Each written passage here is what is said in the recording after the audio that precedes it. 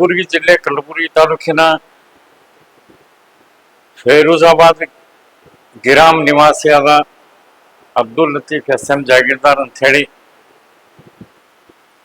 ಇದು social media ವತಿಯಿಂದ ಇಡೀ ಸಮಾಜಕ್ಕೆ ಒಂದು ಸುದ್ದಿ ಮುಟ್ಬೇಕಂತ ಹೇಳಿ ನಾನು ಒಂದು ಪ್ಲೇಸ್ಮೆಂಟ್ ಮಾಡ್ತೀನಿ.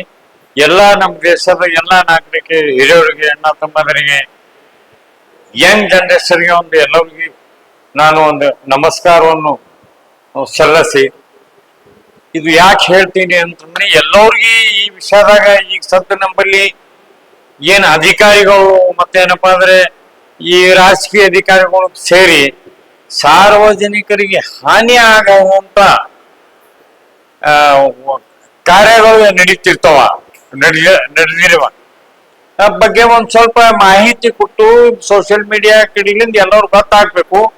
ನ್ಯಾಯ ಏನು, ಅನ್ಯಾಯ ಏನು, ಸತ್ಯ ಏನು, ಅಸತ್ಯ ಏನು, ಯಾರ ಕರ್ತವ್ಯ ಏನದ, ಸರ್ಕಾರಿ ಅಧಿಕಾರಿಗಳು ತಮ್ಮ ಕರ್ತವ್ಯ ಏನದ ಮಾಡ್ಬೇಕು, ಕಾನೂನು ಉಳಿಸ್ಬೇಕು, ಕಾನೂನು ಪ್ರಕಾರ ಎಲ್ಲ ಸಮಾಜಕ್ಕೆ ನ್ಯಾಯ ಸಿಗ್ಬೇಕು. ಆದ್ರೆ ಯಾರಿಂದ ನ್ಯಾಯ ಸಿಗ್ಬೇಕು ಅವ್ರಲ್ಲಿಂದ ಇಡೀ ಸಮಾಜಕ್ಕೆ ಅನ್ಯಾಯ ಆಗ್ಬಾರ್ದು, ಮೋಸ ಆಗ್ಬಾರ್ದು, ಹಾನಿ ಆಗ್ಬಾರ್ದು.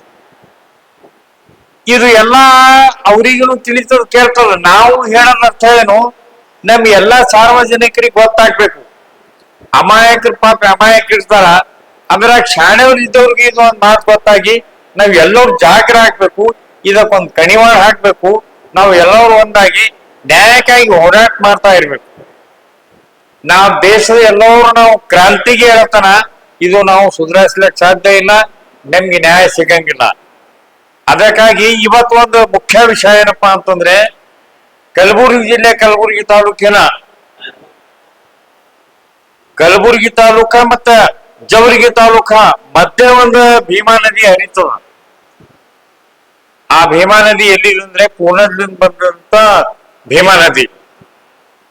ಆ ನದಿ ಒಳಗ ಮರುಳ ಬಹಳಷ್ಟು ಮರುಳು ನದಿ ಒಳಗ ಸೈಂಡ್ ಏನೇ ನಾವು ಉಸುಕ್ ಅಂತೀವಿ, ರೇತಿ ಅಂತೀವಿ, ಅದು ಬಹಳಷ್ಟು ಇದಕ್ಕಿಲ್ಲ.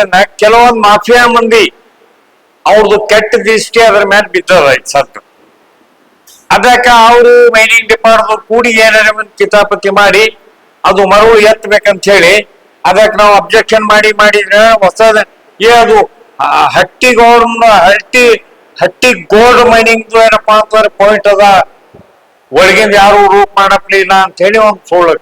ಏನೋ ಒಂದು ಕಾನೂನು ಯಾವಾಗ್ಲೂ ಹಾನಿ ಮಾಡ್ಬೇಕಂತ ಹೇಳಿ ಎಲ್ಲಿನೂ ಕಾನೂನಿಲ್ಲ, ಯಾವ ಕಾನೂನು ಬುಕ್ನಾಗಿಲ್ಲ. ಮರುಳು ಸಾಗಾಣಿಕೆ ಮಾಡ್ಬೇಕು ನದಿ ಒಳಗಿಂದ ಅಂತ ಹೇಳಿ ಕಾನೂನೇ ಇಲ್ಲ. ಇವ್ರು ತಯಾರು ಮಾಡ್ಕೊಂಡು ಹೇಳ್ತಾರ. ಬೇಕಾದ್ರೆ ಫೈಟ್ ಮಾಡ್ಬೇಕಾದ್ರೆ ನಾನು ಬರ್ತೀನಿ, ಅವರು ಬರ್ರಿ, ಕೋರ್ಟ್ದಾಗ ಮೇಡಮ್ ಅದಕ್ಕೆ ನ್ಯಾಯ ಏನಿದೆ ಸಿಗ್ತದ. ಅದರ ಬಗ್ಗೆದಾಗ ಕೆಲವೊಂದೇನಪ್ಪಾ ಅಂತಂದ್ರೆ ಅದ್ರ ಬಗ್ಗೆದಾಗ ನಾವು ಸಾರ್ವಜನಿಕರು ನೋಡ್ಬಹುದು. ಅದ್ರ ಒಳಗೆ ಏನಪ್ಪಾ ಅಂತಂದ್ರೆ ನಾವು ಭೀಮಾ ನದಿಗೂ ಏನಪ್ಪಾ ಅಂತಂದ್ರೆ ಏನ್ ಸೀನ್ ಅದ, ಈ ಸ್ಥಳ ಏನದ, ನದಿ ಏನದ, ಅದ್ರ ಒಳಗ ನಮ್ದು ವಿಡಿಯೋ ಅದ. ಆ ವಿಡಿಯೋ ಏನಪ್ಪಾ ಅಂತಂದ್ರೆ ನಾವು ತೋರಿಸ್ತೀವಿ. ಆ ವಿಡಿಯೋದಲ್ಲಿ ನೋಡ್ರಿ, ಅದರ ಬಗ್ಗೆ ಗೊತ್ತಾಗ್ತದ. ನಾನು ನಿನ್ನೆ 8 ತಾರೀಕ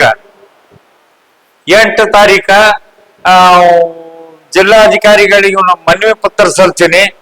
ಇದಕ್ಕ ಅವಕಾಶ ಮಾಡಬಾರ್ದು, ಅದರ ಸಹಾಯಕ ಆಗ್ತಿರುವ AC ಅವರಿಗೇನೋ ಕೊಟ್ಟಿವಿ, ಒಂದು ಮೈನಿಂಗ್ ಅಧಿಕಾರಿಗಳಿಗೆ ಕೊಟ್ಟಿವಿ. ಮೈನಿಂಗ್ ಅಧಿಕಾರಿ ಲಕ್ಷಣ ಏನಪ್ಪಾ ಅಂದ್ರೆ ನಮ್ ಚಂದ ಕಂಡಿಲ್ಲ, ಮಾತಾಡಿದ್ರಿ ಏನಂದ್ರೆ ತೆಳಗ್ ಮೋತಿ ಮಾಡಿ ಒಂದು ಗೃಹ ರೀತಿಯಿಂದ ಕುಂತು ಆ ರೀತಿಯಿಂದ ಅದ. ನಾವು ಎಲ್ಲಾ ಅಧಿಕಾರಿಗಳಿಗೆ ಒಂದು ಮನವಿ ಕೊಡ್ತೇನೆ. ಹಂಗೆ ಎಲ್ಲ ನಿಮ್ಗೆ ಎಲ್ಲ ಎರಡು ಕೈ ಮುಗ್ದು ನಿಮ್ಗೆ ಮನವಿ ಕೇಳ್ತೀವಿ. ನೀವು ಯಾವಾಗಲೇ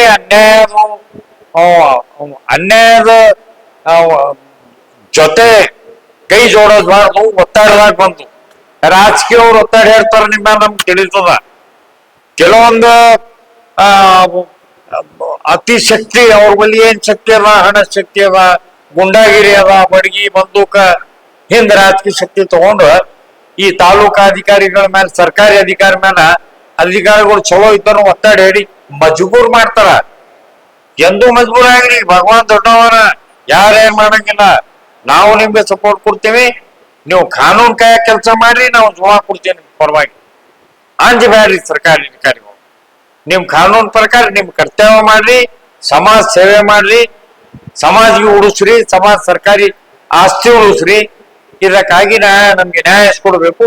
ಇದರ ಜೊತೆಗೆ ಒಂದು ಭೀಮಾ ನದಿಗೆ ಒಂದು ಸೀನ್ ಅದ. ಆ ಸೀನ್ ಏನಪ್ಪಾ ಅಂದ್ರೆ ನೀವು ನೋಡ್ಕೊಂಡು ಇದರ ಬಗ್ಗೆದಾಗ ಜಿಲ್ಲಾಧಿಕಾರಿ ಹಿಡ್ಕೊಂಡು ಎಲ್ಲಾ ಅಧಿಕಾರಿ ಗಮನಕ್ಕೆ ಬರ್ಬೇಕಂತ ಹೇಳಿ ನಾವು ಇದು ಒಂದು ಸೋಷಿಯಲ್ ಮೀಡಿಯಾ ನಿಮ್ದು ಪ್ಲೇಸ್ಮೆಂಟ್ ಅದ. ಅದರೊಳಗೆ ಸಾರ್ವಜನಿಕ ಬಹಳ ಮುಖ್ಯ ಕಡೆ ಲಕ್ಷ ಕೊಟ್ಟು ಇದರ ಕಡೆ ಎಲ್ಲರೂ ಒಂದಾಗಿ ಮುಂದೆ ಒಂದು ಕ್ರಾಂತಿಗೆ ತಯಾರಾಗಂತ ಹೇಳಿ ನಾನು ಎಲ್ಲರಿಗೂ ಒಂದೇನಪ್ಪಾ ಅಂತಂದ್ರೆ ನನ್ನ ಕಡೆಗೆ ಒಂದು ಸಂದೇಶ ನೀಡಿ ಒಂದು ಮನವಿ ಕೋರಿ ಒಂದು ಮಾತು ಮುಗಿಸ್ತೇನೆ.